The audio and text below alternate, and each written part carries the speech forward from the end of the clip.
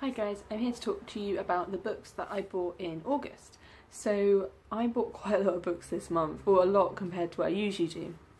I did a book buying tag video where I talked about the fact that I only buy 2 or 3 books a month, but I think since starting this little booktube channel I've been more and more infused to buy more books, and also my reading has gone up quite drastically.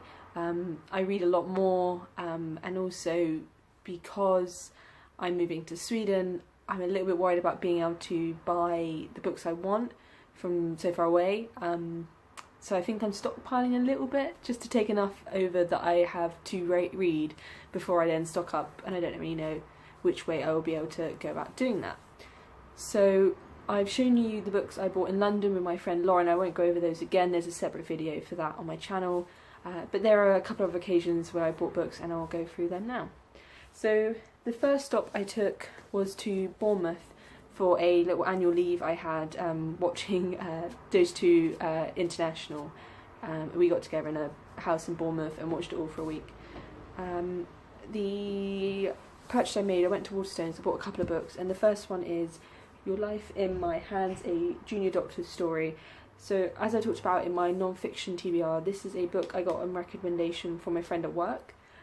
She really highly recommended it, and it just accounts one woman, I can't remember what her name is, obviously Rachel Clark is by Rachel Clark. Rachel just talks through her experience being a junior doctor and some of the stories and cases she's encountered during her time in the British National Health Service.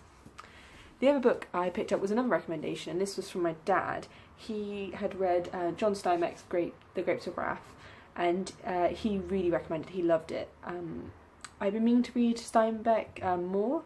I've only read Of Mice and Men, like most people, where I studied it for my English course in my GCSEs. I really loved it, and I've always wanted, to read this and East of Eden because I've heard such great things.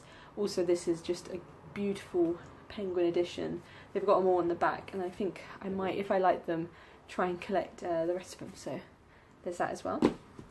I was then down in Andover this bank holiday weekend just gone, and I picked up a couple of books when I popped into the bookshop in my local hometown.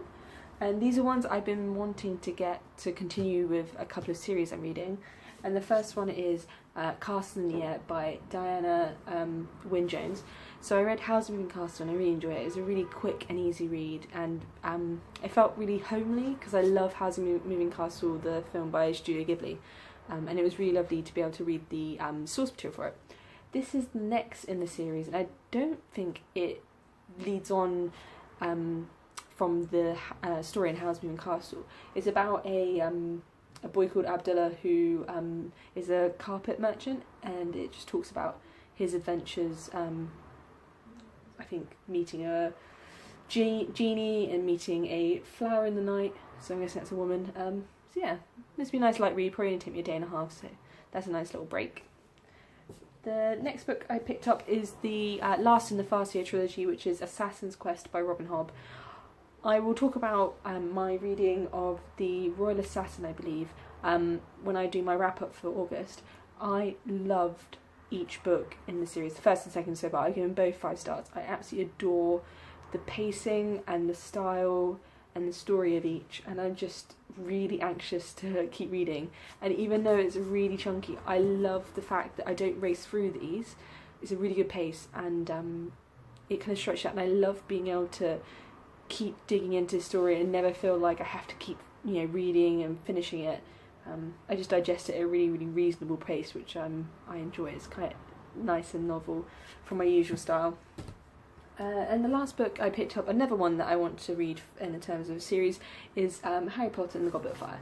I don't need to talk about this one, it's just I've started reading the series again as an adult to just see how it goes. If I'm honest, it's just enjoyable just to read it. It's another easy read like I talked about with Diana Wynne-Jones.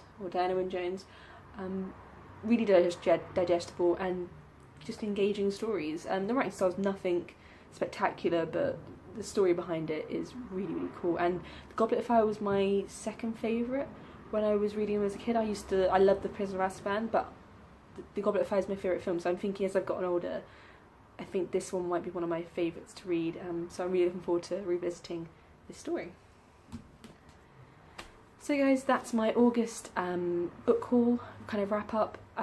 So all in all, this month I've bought 1, 2, 3, 4, 5, 6, 7, 8, 9 books, which is actually quite a lot for me. I think I'm going to try and whittle my books down again. I don't think I'm going to buy anything until I get through a sizable chunk of my TBR, because that's up to my TBR to another 50 odd, and I just got it down from like 65, 62, so I haven't really made much headway with these recent purchases in terms of numbers. So I need to focus on just getting some books read. Okay guys, until next time, I will see you around. Bye.